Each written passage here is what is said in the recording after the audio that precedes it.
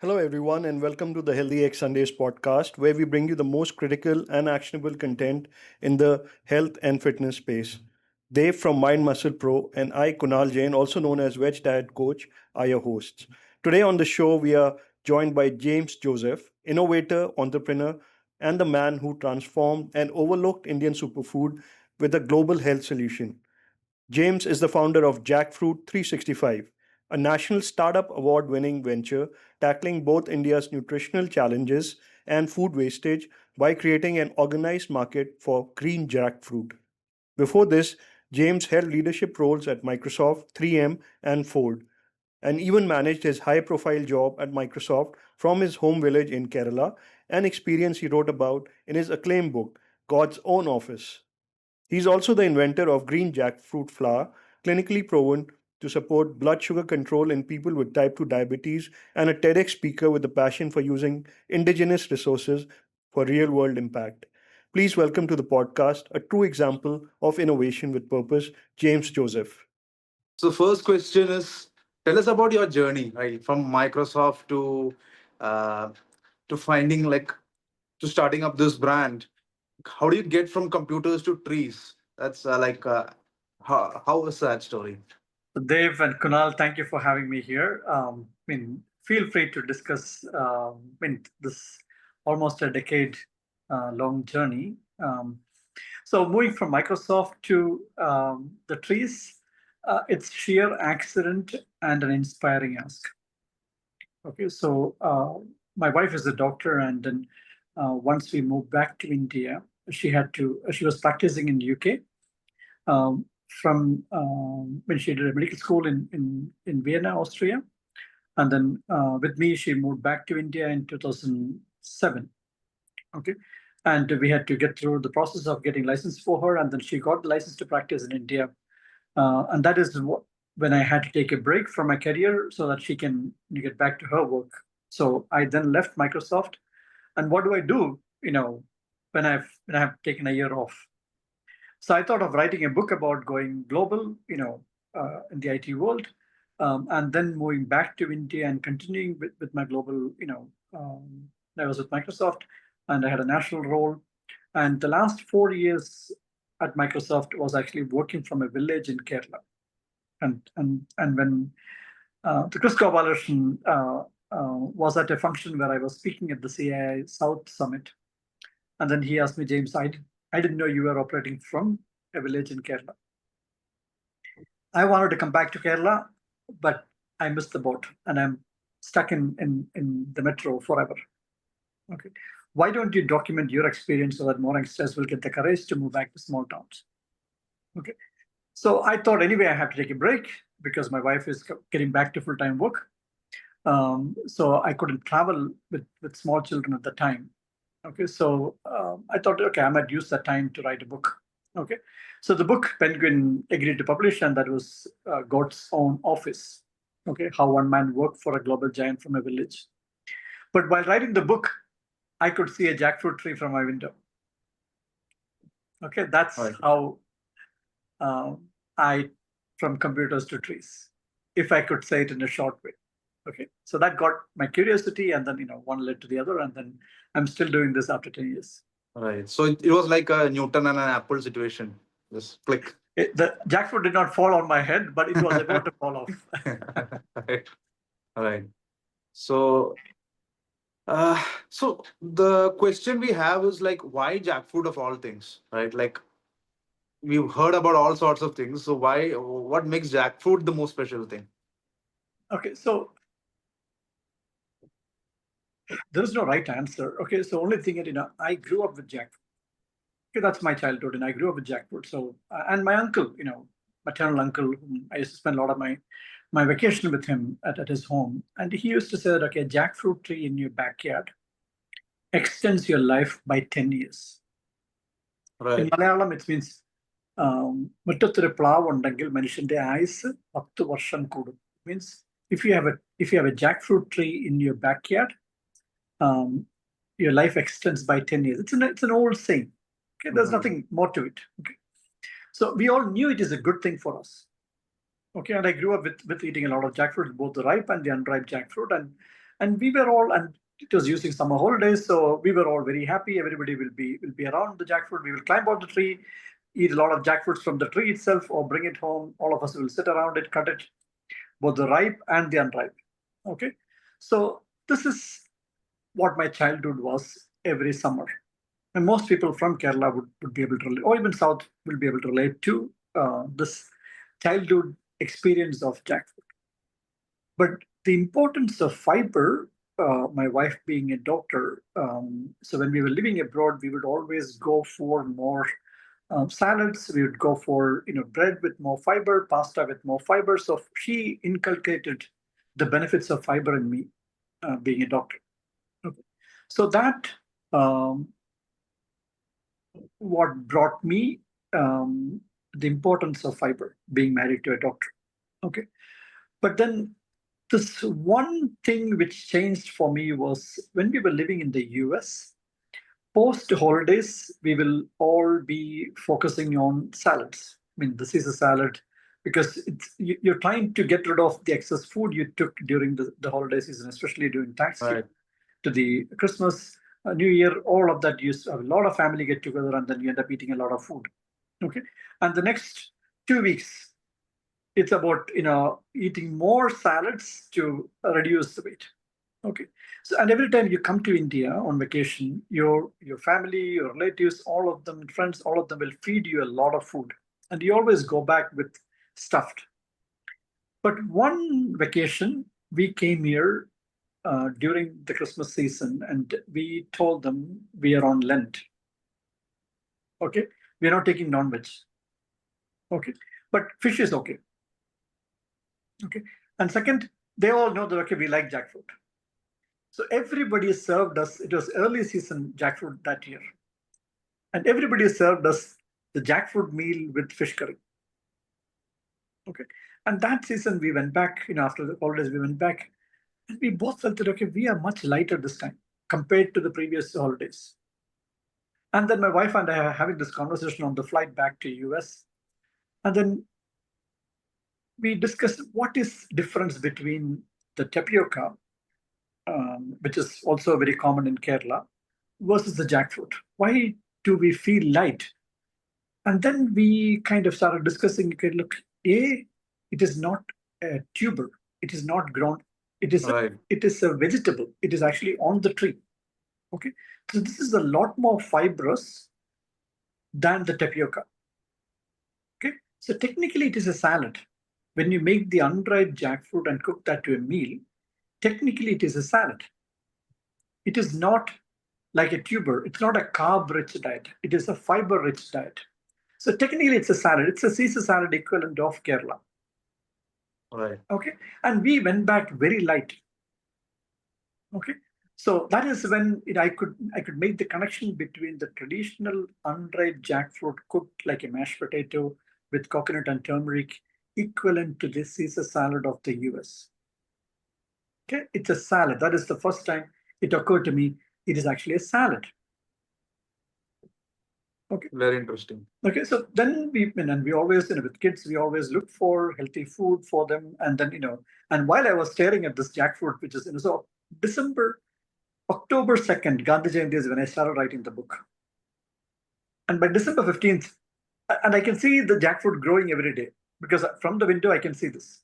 Okay, and December 15th, it was a 15 kilogram monster. It's like a baby hippopotamus hanging from the tree and it's going to fall off. And that is the case with 80% of jackfruits in Kerala. They just fall off. And by the time people are cutting off jackfruit trees because there was no one to eat and it was a big nuisance because once it ripens, the flies, all of that comes in. Okay. So that is when I decided, okay, look, we must do something about it. And I had read about McDonald's coming to India. And I come from the corporate world. So we look at the business models. What is it different from other countries when they come to India? And McDonald's was always known for their beef burger. In India, they can't have the beef burger. But they then introduced the vegetable burger for the first time in any country in India. And that became the fastest growing burger of the McDonald's franchise. And then I realized, okay, if we can make an aloo tikki into a burger, okay, into a vegetable burger, which is less fibrous, why can't we make a burger out of the jackfruit? Okay, so that is what my original intention was, to make it a burger out of the unripe jackfruit, and then sell to McDonald's and ask them, look, why don't you I mean, add a jackfruit burger also to your vegetable burger franchise and sell it worldwide. Okay, but that's how it all started. But where we ended up is a completely different story. All right. So you mentioned of fiber being the key thing here, right? Fiber Yep. is the key thing. So for our audience, can you just elaborate on, like, there are obviously multiple types of fibers. So can you just shed a word on resistant starches, or rather the kind of Different stuff that is fibers. inside? Yeah. Sure, sure. Okay, so as most of us, I had no clue. To me, it was only one fiber. Okay, so when I found out about this one incident, so while I was running this campaign about that we should bring back jackfruit as a fibrous food back to a plate. Okay, changing the perception about jackfruit. It was considered as an inferior food. It is too sticky. It is too smelly, and it's too big to and it takes nine. Sorry, it takes 4 hands and 90 minutes to cut a jackfruit. That is how cumbersome the jackfruit is. So changing the perception about jackfruit was what I thought I'll do, so that people will start eating the jackfruit again.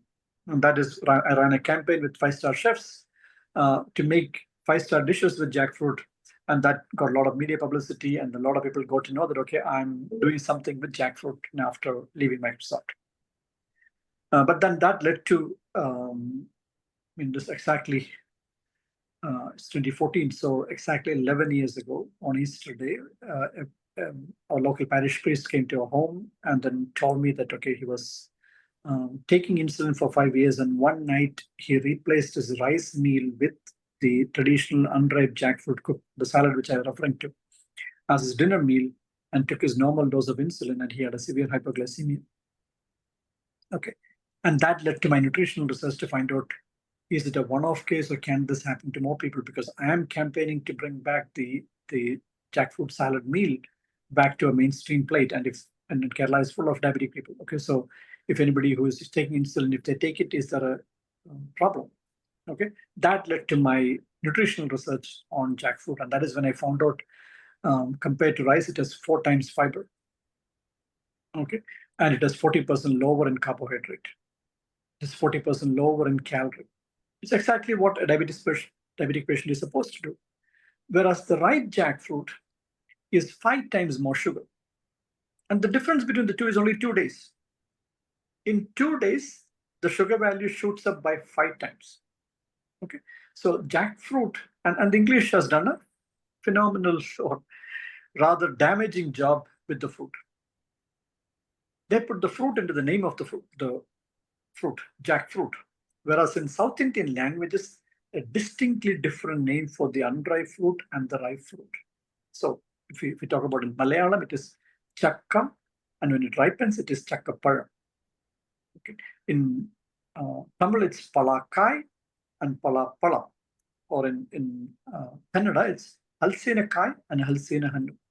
And Telugu, it's panasakai, panasapandu. Okay, so each southern languages have a distinctly different name for the unripe fruit and the fruit. But English would put one word, jackfruit. So everybody was told jackfruit is bad for diabetes. It was only meant for the ripe fruit. The unripe fruit is the opposite. It's a vegetable. It's a salad, and that was overlooked for 50 years in Kerala. Okay, the recommendation was, if you're diabetic, do not eat mango or jackfruit. But jackfruit was also consumed as a meal replacement versus rice. And that is what caused the hypoglycemia. So in medical nutrition therapy, which is the first line of action when you become diabetic as per the standard guidelines, is you apply medical nutrition therapy for 2 months. And if that doesn't succeed, you get them onto medicine. Okay. And medical nutrition therapy is, you reduce carbohydrate, reduce calorie, increase vegetable consumption. Okay, or increase fiber. Okay, so this is a natural medical nutrition therapy, because you're reducing carbohydrate, you're reducing calorie and increasing fiber. It's fundamental. Okay, that is when I realized, okay, look, this is actually common sense. But unfortunately, the English word calls it a fruit. Hence, we have overlooked, because entire education is in English, right? Medical education is in English. So that is where this oversight happened. Then I found out a study in Ceylon Medical Journal.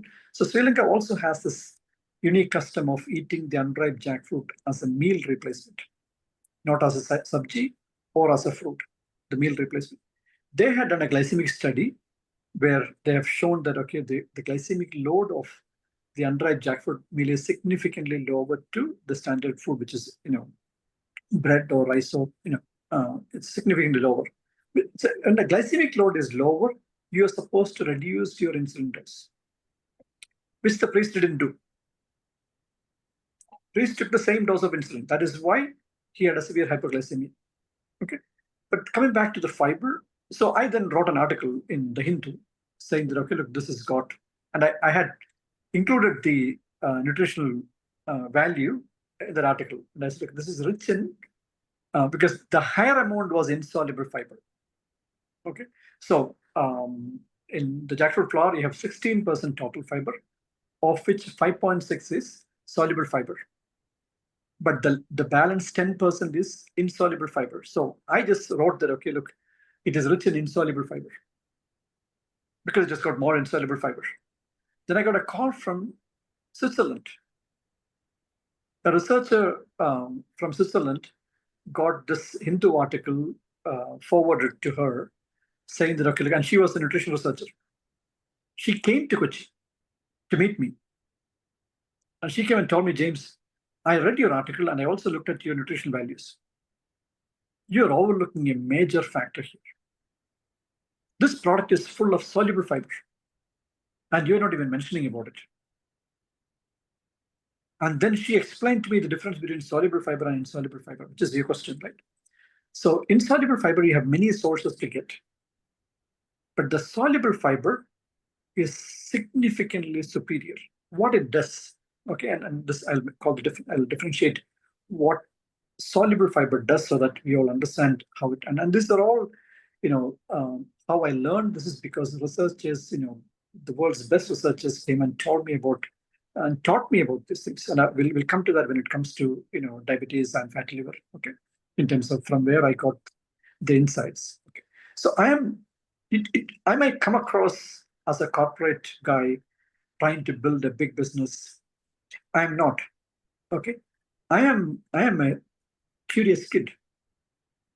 Okay, only wants to bring back the old tradition of consuming the jackfruit as a meal back in Kerala, and for rest of India who cannot change their eating habits. Is there a way we can use jackfruit to reduce the rice and wheat?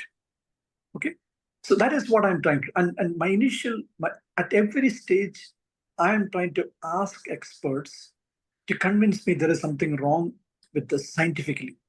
If there is something wrong, I will stop. If it is right, then it's a huge opportunity for India. Okay, I shouldn't give up.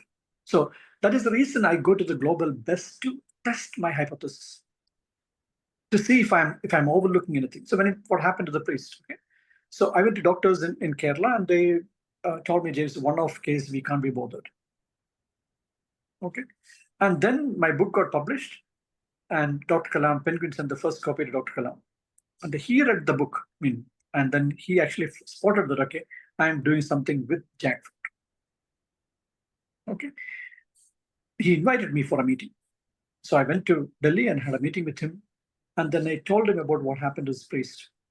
And I asked him, I'm struggling to get traction with the doctors on this. Okay, I want them to investigate. And I showed them the glycemic study in Ceylon Medical Journal, which had a graph. So usually when you take rice or roti, your sugar level goes up like a mount, and in 2 hours it comes down. Okay, and that is why you do your fasting blood sugar and then your postprandial blood sugar test after 2 hours. But with the jackfruit meal, it went up, and in 30 minutes, started taking a sharp decline. Okay, and I showed this graph to Dr. Kalam. He said, okay, the priest took his insulin 50 minutes after the meal, and he had a severe hypoglycemia. He was quiet for 3 minutes. And he looked at the graph. He said, James, you're wasting your time with doctors. The M in MBBS is medicine. Doctors are more trained on medical approach to control diabetes. Okay, this is not medicine. This is pure science. This is absolute science. A high fiber meal travels faster through your intestine, which gives less time for absorption. The reason why the sugar, the glycemic load is coming down after 30 minutes is it is moving faster through the intestine.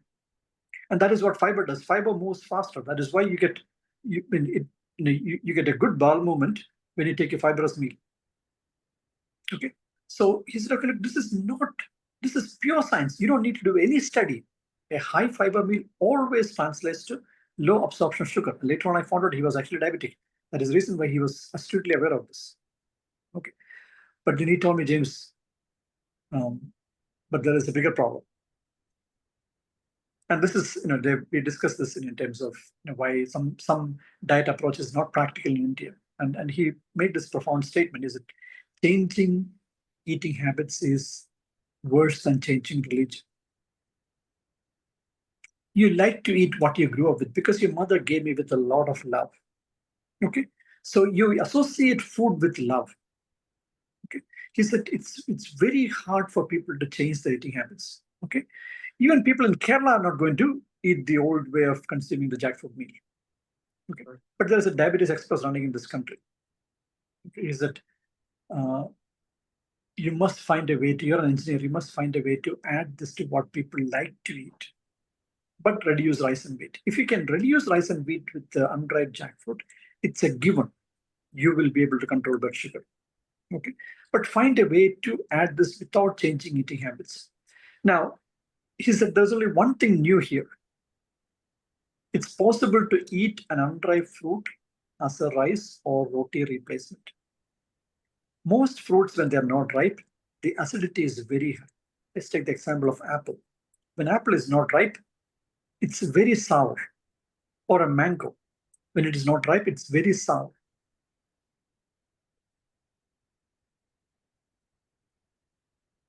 Is new here. And only Malayalis know this. But the problem is much bigger than Kerala. So you must find a way. And then I told him, look, Dr. Kalam, I will try my best to figure it out. If I figure it out, I'll come back to you. And he's like, okay, once you come back to me, I will travel with you all over India. We will invite housewives and chefs in every city, every village, and tell them how to use the unripe jackfruit to reduce rice and wheat. Okay. And don't worry about seasonality of jackfruit in India. When it is not seasonal in India, it is available in Brazil. We will import it from Chile. So that is how far-reaching his thought was. When it is not available in India, we will import from Brazil. Okay, you figure it out. Okay, that is the task which he gave me. And you asked me the first question. That is the inspiring ask, which keeps me going.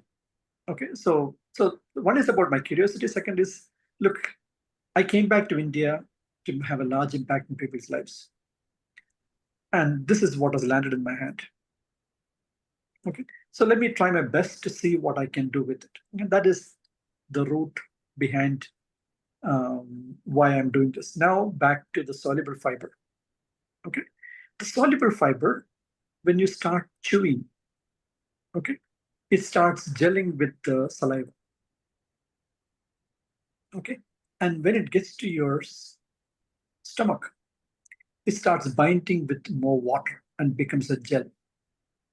Okay, and once it has become a gel, the gastric emptying, it stays in your stomach longer. Okay, if you take a juice, it will leave your stomach very fast. But if you take a fruit, it takes longer because the fiber will hold it together. Now, the soluble fiber is the one which becomes a gel. Okay, the gastric emptying gets slower, which means your stomach is full. Your brain keeps telling you don't eat any further food. You're still full. Okay, the moment it leaves your stomach, the brain will give you a signal to go eat more. And this is how the GLP-1 works as well. Okay? So it stays in your stomach long, number one. Number two, once it gets to the small intestine, it starts binding FCS, fat, cholesterol, and sugar. this doesn't happen with insoluble fiber, only happens with soluble fiber. It binds the sugar molecule, okay, wraps it around, prevents absorption into the liver. Okay, so you get the sugar taste in your mouth, but not in your tummy. It binds the sugar molecule, okay, and prevents absorption.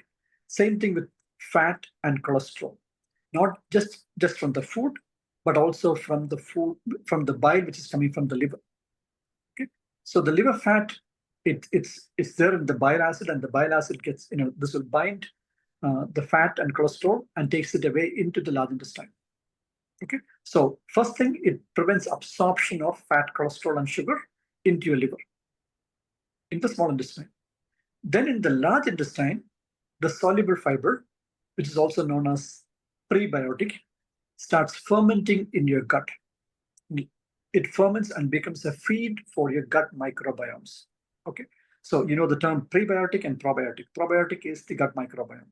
The gut microbiomes thrives. They will multiply because you're feeding them with the prebiotic, which is soluble fiber. Okay, and once the gut microbiome becomes greater in quantity, your mucosa layer, the mucus layer in your gut lining, and that is what the leaky gut. So the mucus layer gets thicker.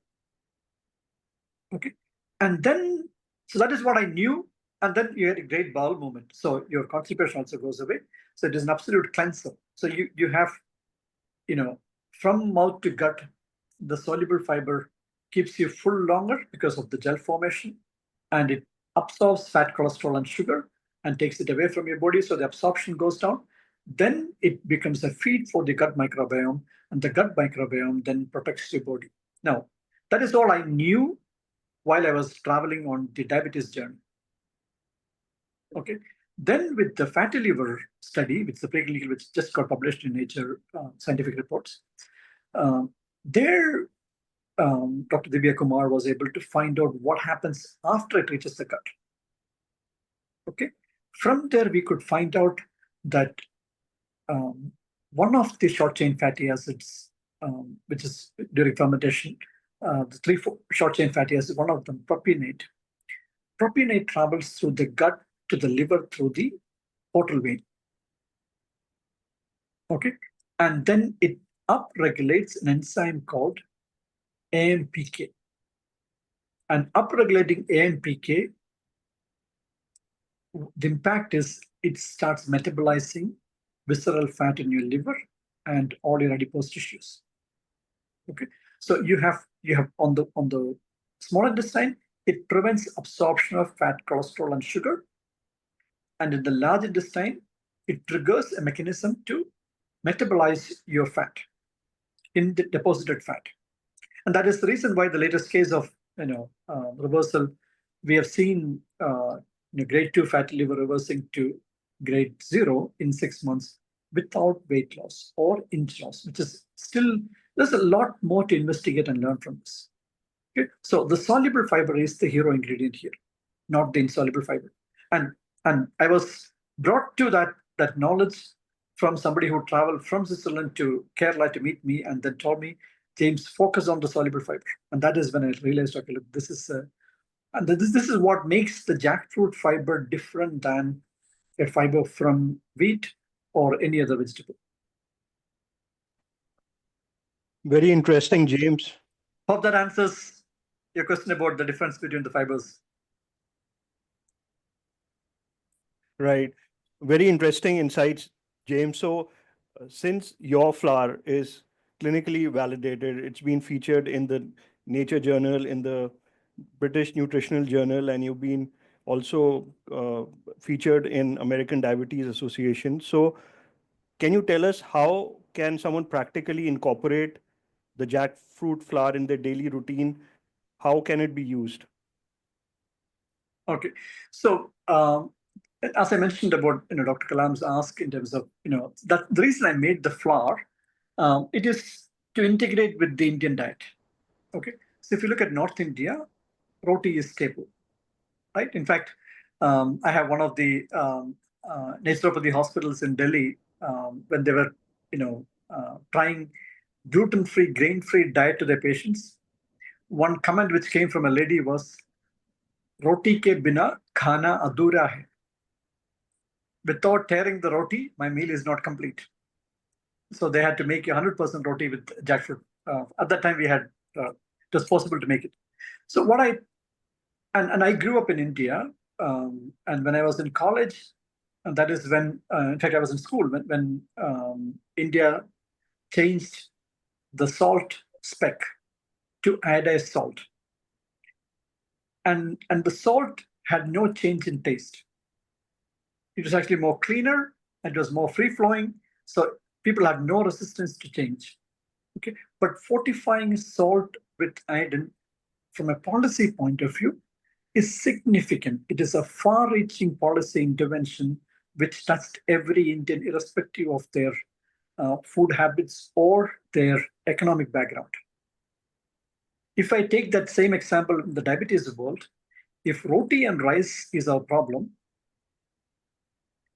how do I reduce roti and rice without changing their eating habits? So how do I find the iodized salt equivalent to roti or to idli dosa?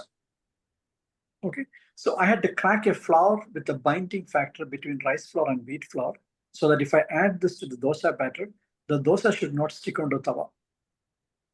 If you add wheat flour to dosa batter, the dosa will stick onto tawa. Converse, if you add rice flour to atta, the roti will break. You won't get a full cup.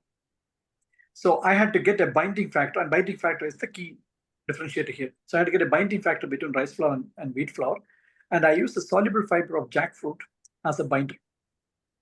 Okay, so I increased the amount of soluble fiber in the flour. So I made a free flowing flour like atta from the unripe jackfruit, which can be added to your atta when you make roti. Okay, and you still get a good full cup, a fluffy full cup, and it is soft. It doesn't change taste. Okay, you add this to dosa batter, you get a crispy dosa. No change in color, in its taste, so it's neutral. Okay, so most companies, they have to keep the flavor up. In my case, I had to keep the flavor neutral, so it blends very well with a regular atta or a batter. Okay, so adding just 1 tablespoon per person per meal into your atta and make your normal full cup. Nothing else. There is no other change required when you make a roti. And the same with dosa. You add 1 tablespoon per person and you make a normal dosa. Okay, that is the simplest in our traditional meal. Then for traveling professionals, the most common way of using that is in buttermilk or chas or with dahi. Okay, it binds very well with fat, so it goes very well with yogurt, or you can add it to any soup, even a dal soup or a dal, normal dal, any gravy, you can add it. It blends very well. It becomes much thicker when you add the jackfruit flour. So it's so versatile. You can have it with a drink, you can have it with a smoothie, and in the US, people are having it with a protein shake. Okay, with a protein smoothie, with oats, with your dosa, idli, it's a flour. It can be added in any form. And just with plain water as well. I have a lot of people who just mix it with water and drink it in the morning. Kunal, does that answer your question? That's amazing, because till the time people change the mindset about jackfruit flour can be used in a daily meals, I don't think people will adapt it, because it's very difficult to change these habits. So it's very good to know that this is neutral. It can blend it, you can drink it, eat it, and just a teaspoon can really be helpful. Tablespoon. So, and the rationale for the tablespoon is 3 tablespoons of the jackfruit flour is actually 30 gram. And that is equivalent to 150 gram of fresh unripe jackfruit, which was the traditional salad of Kerala. Okay, so a time-tested food of 150 gram per meal or in a per day is what I brought to 30 gram per day in dehydrated form. And then instead of having it in one go, we divided that into 3 meals. So it is just sirf ek chamach, just 1 tablespoon per meal per person. Got it. Right. So among, like, you interacted with a lot of experts in this field, and I believe one of them is Dr. Roy Taylor, right? So he's nothing short of a revolutionary in this field. So what is the one piece of advice that stayed with you after this interaction? Okay, the biggest one is what he told me is a profound. I mean, after 3 hours of talk, what he told me was, James, remember one thing: a diet is what you suffer alone. A food is what you enjoy with family. Okay, the very low calorie diet which he's prescribing is a diet. What you are giving is a food. A food is something which people will continue to take it forever because they're sharing with the whole family. Okay, a diet is what you go and eat alone. Okay, and it is very difficult from an Indian family point of view as well to have a different food than rest of the family eating. Okay, it's like what you have done is you have given a food. Okay, and now I'll explain the rationale behind it. Okay, so I had the first case of diabetes reversal with a doctor in Trivandrum. Okay, and this patient of him used to go to Nagarkoil every day for his business. And when the Amma canteen, and Kunal, you might not know it, in Tamil Nadu, Srimati Jayalalitha actually introduced Amma canteen where the idli is only 1 rupee. This is for the poor people, they should be able to get idli. And then, so the Amma canteen started in Nagarkoil. And there, this person was going there every day, and then he is very fond of idli. When idli became 1 rupee, he changed from 3 idli to 9 idlis. So he started taking more idlis because it was cheap. And that shot up his sugar levels. And he was taking 56 units of insulin. And he was on the study, triggered from a news article about my discovery. This doctor actually started putting them on 18 people on rice meal for lunch and 18 people on the traditional jackfruit meal for lunch. And this person who used to go to Nagarkoil was on the jackfruit arm. And he found the benefit.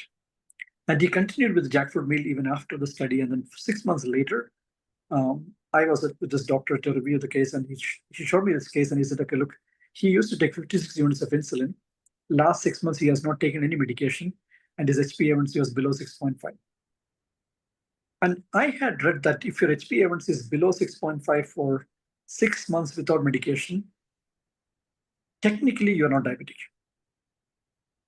So I asked the doctor, does that mean he reversed diabetes? Is it supposed to be a progressive disease?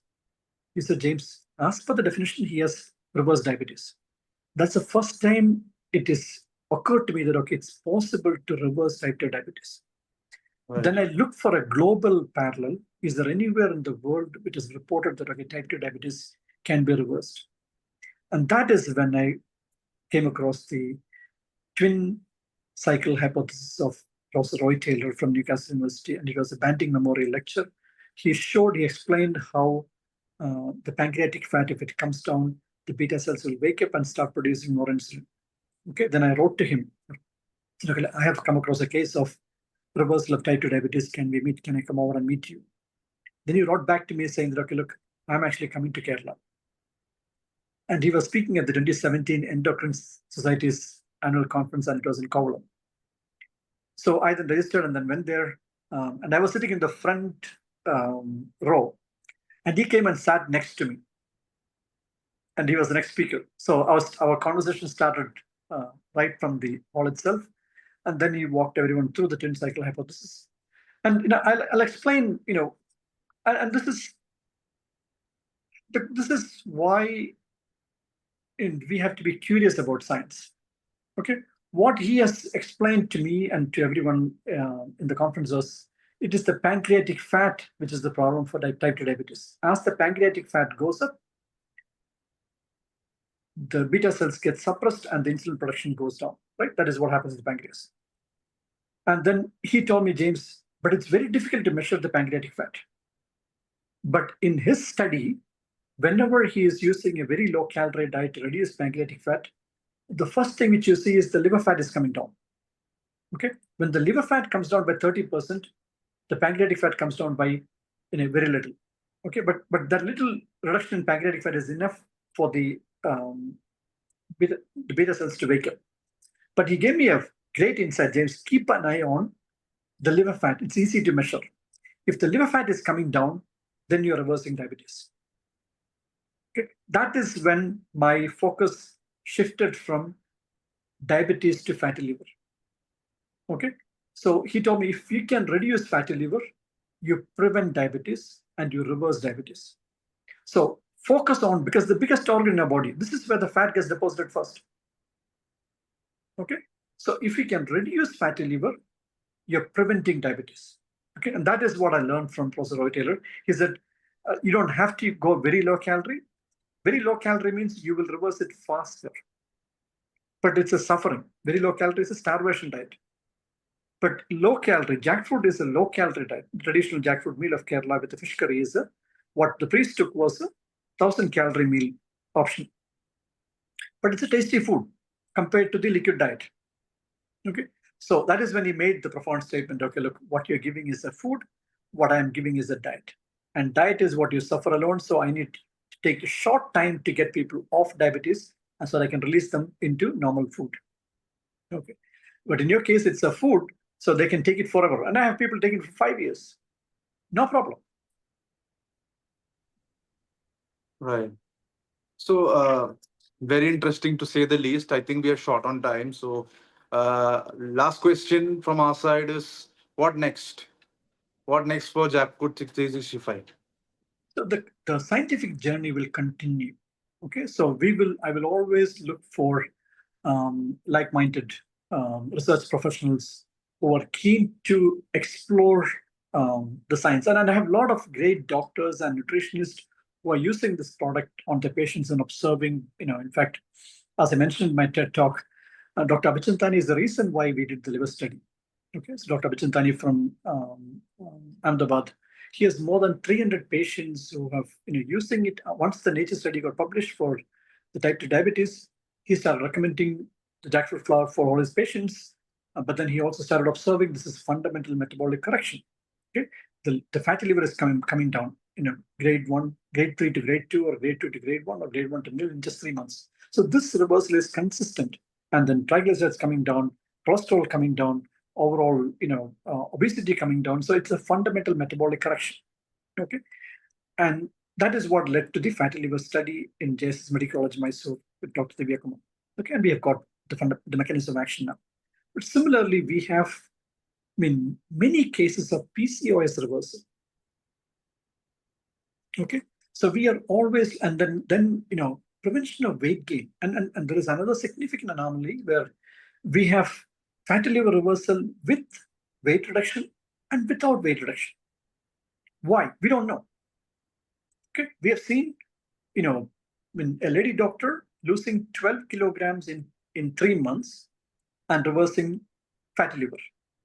I have another case of an IAS officer who was reversed grade 2 to nil in 6 months with no weight loss or waist circumference reduction.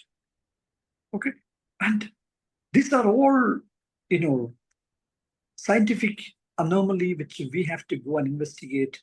And as we find more and more good researchers interested in this, we will go ahead and invest in this. So these anecdotes, and why am I getting this many anecdotes? Because we have more than 7 lakh people who have used this product. And that is the reason why we have 13,000 reviews on Amazon. Okay, we have more than 7 lakh people. In 1 in 4 pin codes in India, we have a customer. Okay, that is how broad this is being used across India. So that data coming back to us, we look for repeat trends. That okay, look, this is recurring. Okay, so diabetes, we know that. Fatty liver, we know there are many cases. We know that weight loss, many cases. Hypertension going down. Okay, within short notice. Within short period of consumption, hypertension going down. So it is doing a fundamental correction to what we are doing. Okay, and this is not rocket science. Okay, if you look at WHO statement on non-communicable diseases, there's a 5-pronged strategy, and 2 of them is reduce calorie density in our food. Number 1.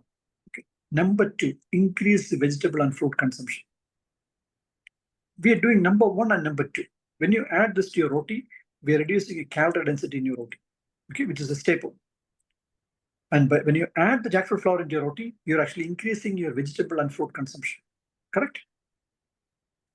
if that is WHO's response to prevent non-communicable diseases, to reduce your calorie density and increase your vegetable consumption, do you need any other proof to consume jackfruit flour in your roti or dose? Because this is WHO's recommendation to control non-communicable diseases. Reduce your calorie density, increase your vegetable fruit consumption. That is exactly what you're doing when you add the jackfruit flour into your roti. The results are because of what WHO's recommendation tells you to do. But we also have to convert that into clinical trials so that the doctors and the nutritionists can use an evidence-based approach to communicate to their patients. So our studies are only a confirmation of the trends we are seeing with patients or customers. I wouldn't call them patients.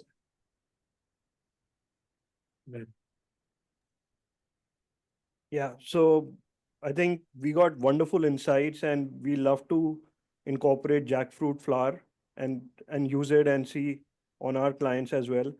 And thank you. It was a very wholesome talk. We got a very like a 365-degree, if I may say, view of jackfruit flour and its benefits. So thank you, James, for your time, for coming on our podcast. It was lovely talking to you. Thank you so much. Thank you, Kunal. Thank you, Dave. And I hope your audience will benefit from this information I've shared. Thank you all. Right.